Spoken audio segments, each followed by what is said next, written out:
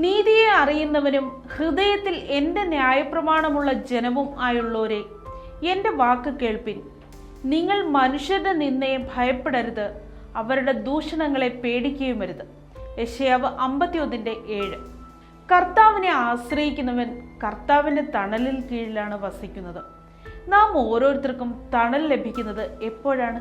നമ്മുടെ മുൻപിൽ നമ്മളെക്കാൾ ഉയർന്നതും ശക്തിയുള്ളതുമായ വസ്തു ഉണ്ടെങ്കിലാണ് നമുക്ക് തണൽ ലഭിക്കുന്നത്. അപ്പോൾ കർത്താവിൻ്റെ തണലിൽ വസിക്കുമ്പോൾ, ശക്തനായ കർത്താവ് നമ്മുടെ മുമ്പിലുള്ളപ്പോൾ നാം ഒന്നിനെയും ഭയപ്പെടേണ്ട ആവശ്യമില്ല. മനുഷ്യർ ലോകത്തിന്റെ അധികാരത്തിനാലും സമ്പത്തിനാലും നമ്മെ ഭയപ്പെടുത്താം.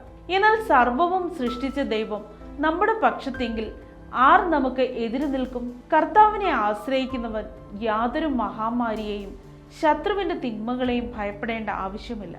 കാരണം അവനെ പരിപാലിക്കുന്നവൻ കർത്താവാണ്. നാം ചിന്തിക്കേണ്ട ഒരു കാര്യം, ജീവിതത്തിൽ നാം കർത്താവിലാണോ ലോകത്തിലാണോ ആശ്രയിക്കുന്നത് എന്നുള്ളതാണ്. ഈ ലോകത്തിലെ ജീവിതത്തിൽ ഉണ്ടാകുന്ന ആകുലതകളും വേദനകളും സന്തോഷങ്ങളും പ്രത്യാശയും കർത്താവിൻ്റെ കരങ്ങളിൽ സമർപ്പിക്കാം. മനുഷ്യരുടെ നിന്ദനങ്ങളെ ഭയപ്പെടുകയോ ശകാരങ്ങളിൽ സംഭ്രമിക്കുകയോ വേണ്ട. കാരണം കർത്താവ് നമ്മുടെ കൂടെയുണ്ട്. ദൈവം എല്ലാവരെയും സമർത്ഥമായി അനുഗ്രഹിക്കട്ടെ.